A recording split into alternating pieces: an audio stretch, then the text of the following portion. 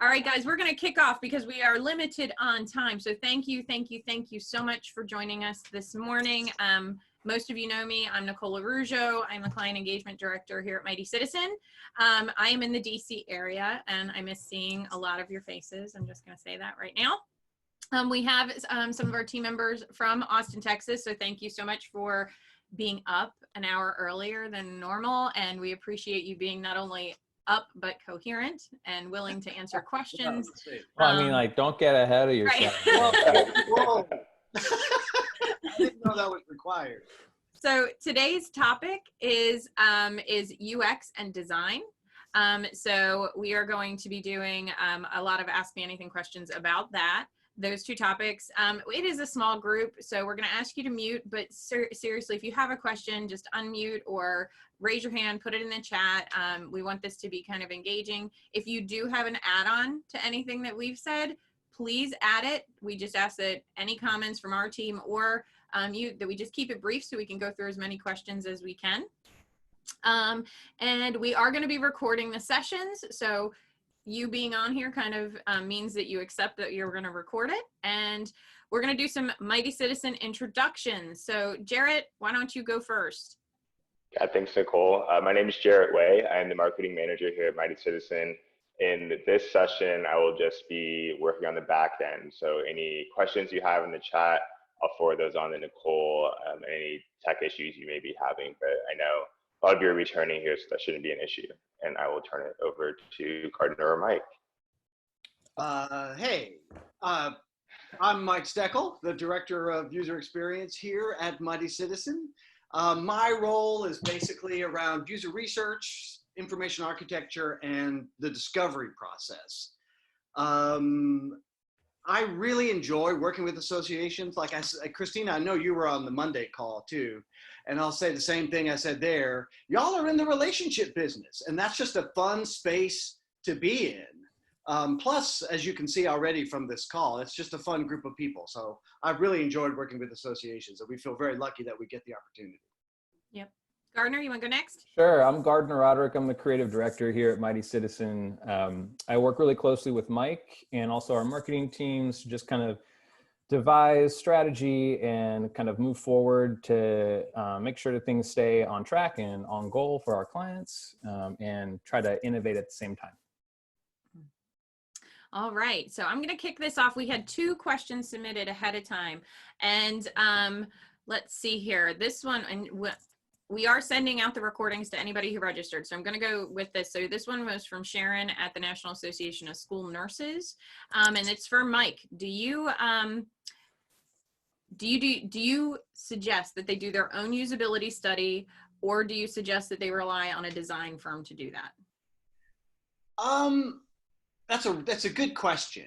I would say, I think it's a great idea for you to try it yourself a little bit first at a real simple level. Something like just get someone who's about to renew or close to renew and has an intention to renew, and watch them fill out the form on the website. Call them up. You can maybe ask them a question or two to get started. Really just watch them go through the forms and fill it out, and have them talk out loud about what they're seeing. But then just the trick is to have no opinion yourself.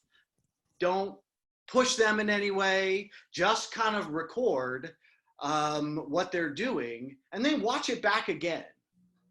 Because you'll see little things that maybe that, you know, they click somewhere that doesn't seem right, or they get something that they don't expect to see. And it's a really good, simple place to start and see how that feels. But I would definitely suggest, if you haven't done usability testing, you at least start there, whether it's you or someone else. There's a lot of great resources out there about how to do usability testing as well that I can certainly send you if you're interested. Now, I think it's a good thing to start with on your own. I'm going to add to this though, because there is a brain for this, and there is a brain that there are brains that don't actually naturally go this way. Mike is a brain that naturally goes this way. And I know this because he watched me text one day and he was like, oh, that's interesting, because I use my index finger and my thumb, right? And he sees things that other people don't.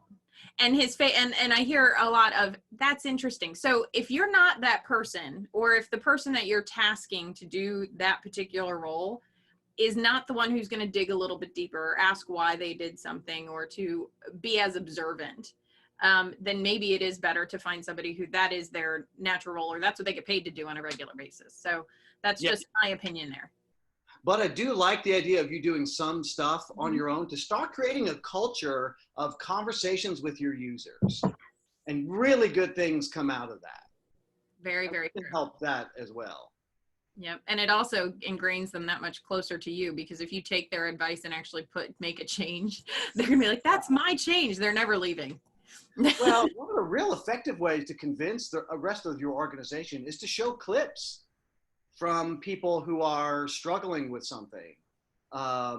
You know, because you guys are in the soup all day long, and you probably start to kind of think similarly and understand similar terms in similar ways. And that may or may not resonate with your users. And you don't really know until you go out and talk to them. It's very true. It's very true. Okay, this one is from Melinda. And Melinda, I know you're on the call, so if you want to pipe up and add any details to this, but I'm going to ask your question exactly as you worded it. So I'm going to direct this one to Gardner. So what crucial elements are often forgotten or mistakenly left off of a user experience design? That is a great question, Melinda. I think UX is such a broad topic. And the quick answer is it depends on your users. Because at the core of that question and the core of the process of UX is, you know, am I gonna miss something that my users need? And off the top of my head, there are some kind of universals or some commonalities that, you know, we run into all the time. And again, this is kind of like really narrowly niche to website experiences. So things like accessibility and all the tiny little things that can improve accessibility is something that's really hard to commit to, especially if you're kind of a really active in the design space, because accessibility as methodology requires you to apply a lot of constraint to your designs. So things like high contrast, things like type size, those are really easy to kind of forget about. And then there's lots of navigational items like a back to top button is something that we're always kind of going like, oh, we need a back to top, because content can get really long and your users can get lost at the bottom of a page. Breadcrumbs is another one. You know, the idea of giving people multiple opportunities to kind of recognize where they are and how they can go back, and how the system of the website is sort of architected. But what I think the real answer is actually users, if you can think of it that way, because UX is really a byproduct of, you know, it has sort of a brother out in the space called design thinking. UX is sort of its narrow web kind of process. But really, it's a methodology that needs to be kind of adopted by an organization. And associations are such complex kind of creatures. There's so many different revenue streams. There's so many different kind of needs. Like Mike was saying, you're in the relationship business. Everyone has their own relationships with the membership in their own particular ways, with vendors, with sponsors, with like, there's just so much going on. It's imperative that people understand the process of design thinking or UX thinking, because it's really easy to do the research and kind of get in your own head and be going through the process and keep at bay the pressures of the organization and let the user really drive your decision making. You know, data is like the big component in UX, and that's why you're doing the research to begin with, is to make sure that what you find bubbles up and influences your decisions about what types of improvements you would make on a website. But you can see how that easily kind of can be ported to, you know, marketing content or organizational structure. The real ethos behind UX is to not leave your users behind.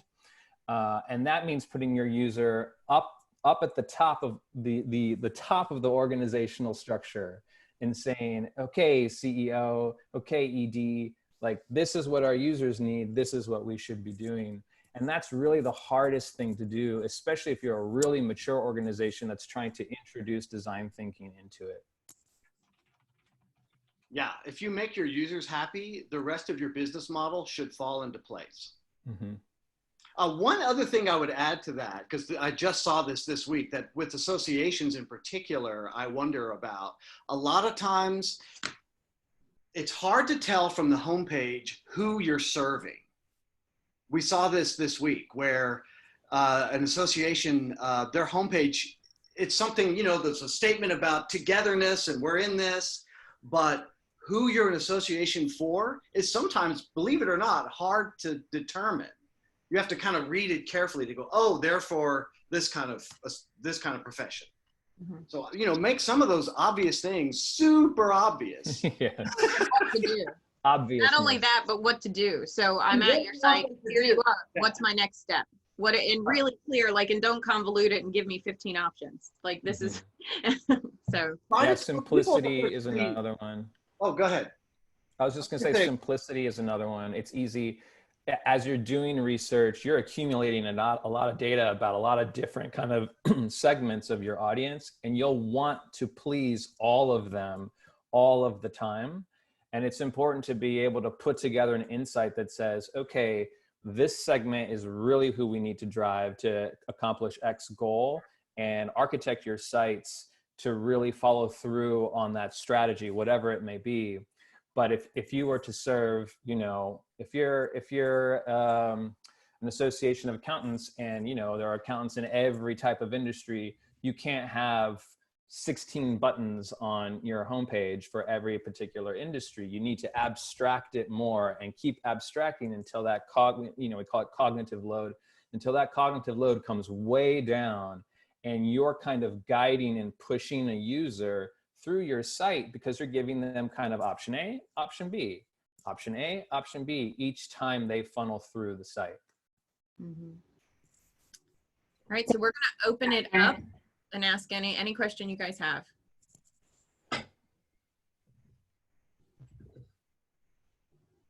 Melinda, did you want to add on? Oh, I just wanted to thank Gardner and Mike. These are all extremely helpful, and you did get to the point of my question. I just, clarification, when you talk about accessibility and those kind of, you said tiny details to improve accessibility, are you talking about like ADA requirements, or are you talking about something else I don't know? It's similar. So, you know, we're kind of 25 years into web development now. And there are factions of people who have pushed a kind of standard of accessibility that's like ADA signage in a building or a ramp up to a door. It's the same ethos. Like, we need to provide access to everyone. That would be people with low vision, people with cognitive disabilities, to be able to enjoy your site just like anyone else. And so there are different methods of applying it, and there's some that are visual. So, you know, ensuring that when your designers are creating designs that there's a lot of high contrast there. So not a red shade next to like a crimson shade, but a red shade next to a white shade, you know what I mean? And so that things really pop. There's a lot of programmatic things too on the back end, kind of programmatic and content, you know, adding alt tags to all of your images so that people who are using screen readers can hear what kind of images are being displayed. But then on the actual back end development side, so all of your developers or the people that you contract with to do development, there's a lot of code that you can inject into your site to help people who are using screen readers or whatever kind of technologies they're using to kind of cascade through the site. And there's, it's called WCAG, WCAG. And it has levels to it. There's kind of like AA, AAA. And right now by law, what's required is AA. And not a lot of organizations and frankly, retail businesses know that there's a window for liability there, where if someone cannot access that site, they can bring litigation to you because you're not giving, an accessible avenue to their content. And really, it shouldn't be so much because of the threat of litigation. Doing accessible design ultimately improves the experience for everyone. The real drawback there is you might not be able to do as fancy a design or as innovative a piece of tech, the way something animates or the way videos load or something like that.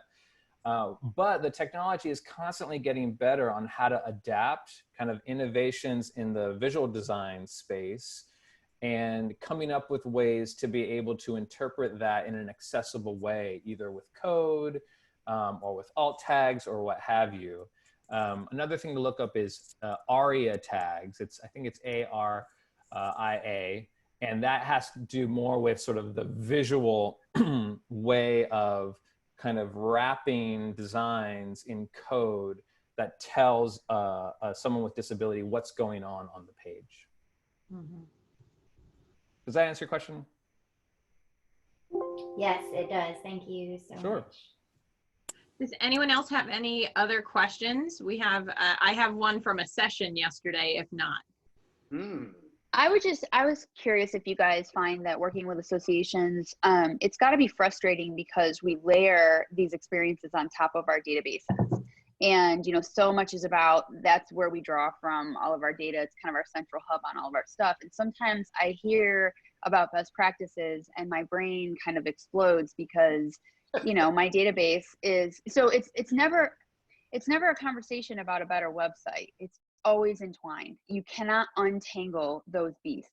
It's always a conversation about a website and a database transition or upgrade or for sure. adjustment or whatever. We talk about the tech stack a lot, and it's gotta be frustrating. It's frustrating for me as an executive, so I'm sure it's frustrating for you guys as consultants and a company. Every constraint is just a problem to be solved, which is what we like doing. I mean, I think that's why we're in the business of what we do. We really like having to figure out those sorts of things. And it can be a point of frustration for sure for the organization, but kind of like that idea of there's processes in the design space that are maturing. There's always processes on the tech side of thing that are maturing too. What's hard is when you don't have maybe a role that's in charge of technology, it's easy to start distributing all of that technology. And 20 years down the road, 15 years down the road, you have your CRM, you have a whole other database somewhere else. It just becomes a little bit hard to manage. And that's when redesigns are good opportunities to say, okay, how can we kind of bring this all home, look at the technology that's out there and streamline it? Because you're right, literally the way we think about web designs is like, okay, what are the fields in the database and how do those fields show up on the website? And the more fields you have, the more complicated the system and the more time it takes to develop. So they are 100% intertwined, and there's never removing them. And it's great to hear that, you're sensitive to that, because a lot of people, I would say in general, even outside of the association space, consider websites like brochures, like static brochures, and they're brochure sites, and they're kind of not alive, and they don't keep growing, and they're not constantly like adapting. And that's where people struggle to understand, well, why do you build it this way? Or what kind of flexibility will I have? It's never a one and done.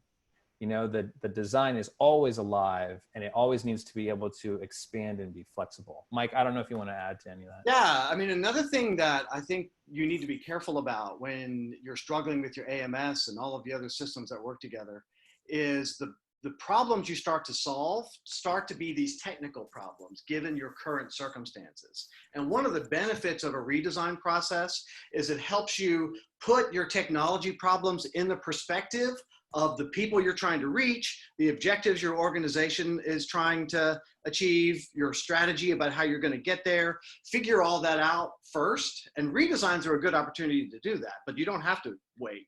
And then the tech should support those bigger things. And when you're struggling with your AMS system, a lot of times, your focus becomes so narrow that you lose sight of the big picture. And you limit your own possibilities when maybe, you know, I don't know very many who are happy with their AMS. I don't know if anybody has any comments on that. But most people we talk to— It's a course. They teach us in order to get our CAE, we have to automatically be mad about our AMS. It's a requirement.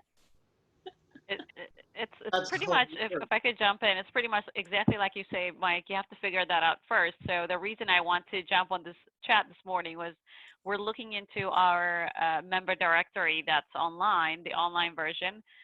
Believe it or not, for all the years we have done a print. Yes. I'm not surprised by that. Some industries still thrive on it. It is. Sending this to, I mean, somebody wanted it last week and I sent it for $20, just shipping one, okay? That's wow. To California. But having said that, so everyone who's a member gets this. But this year, this is a great opportunity for us to go digital, because since I've been here, really wanted to take this digital. Yeah. And so this was a great opportunity. So we start looking at a company that we work with for all things print and marketing. Our communication department kind of facilitated that conversation, but we also met and talked about, okay, what do we want? What do we want to do? So we put that now for, maybe we can do that next year, but this year, even though it says 2020, but this year is really, this is kind of, we're a year ahead. And so this year we haven't done it yet, but we want to do it digitally. So but now we want to make it in a simple way. Mm-hmm. Next year may be more robust than exactly all the bells and whistles everybody wants, but right now, functionality and design, you know, and we want to add something that is non-dues revenues attached to it. If there is, you know, sponsorship that we're selling, we could design it around that page to make it accessible that way. And so that's really where we're left. So I'm looking at that right now, trying to see, okay, what is the best way to do this for this year? Something a lot more simple, but still gives that kind of value to members that are already committed to sponsor and all that. But I'm definitely going to connect with you, Nicole, just to kind of see. I'll give you access and you'll see what it looks like for members only, but how simple it is. Mm-hmm. But it definitely needs a lot of work, but functionality and user friendliness is really the main functions that we're going to be looking into. Yeah, and I think, I mean, you're in a unique place because your members, I mean, obviously like that print because that's what they're accustomed to, and that's like, you really have to play to your audiences. So when you're designing that, I mean, I would think you really have to play to that simplicity, and they're used to picking something up and flipping a page. Like how can you make it that easy that they don't have to click in 15 different ways, and you know, that's, it's going to be very interesting to see and to ask, you know, to involve them too, you know, to have them in part of the conversation and say, we're considering this. What would you like to see? What would make you know? And you know, the way I see our role, it's not only as associations, it's not just to give them, they like this because, so we're going to give it to them, but let's teach them a new way. Maybe there's a lot more simple way. And now is the perfect time to do it. Exactly. Because I'm sorry, I don't want you sending me something. Yeah. That's been touched by 15 people. half of them could be out of business, to be honest with you. So as soon as it's printed, especially right now, so it's a no. So we'll see what's going to happen. I definitely want to tap into your brain a little bit later on. Well, you know where to find us for sure. Yeah. And just so you know, Mike Gardner, that probably means I'll have a conversation with you. So guys, we are at our time. It is 9 o'clock. And, you know, I want to say thank you so much. You know where to find us if you have additional questions. we just thank you so much for joining us and for jumping on here early. I hope that you get a lot out of day 3 of ASAE Annual Virtual. If we are doing free consultations, but honestly, email me anytime and we can set one of those up for you guys. And then, you know, we are in the booth. If you haven't been by the booth, stop by, drop something in the chat. And if you need anything, let us know, and just have a great conference day. Thank you so much. Thank Thanks, you. y'all. These are Everybody. helpful. Thanks, everyone. Have a good Bye. day. Bye. See y'all. And thank you, Mighty Citizen, for being up. Oh, pleasure. Yes. Fun. See you later. Bye.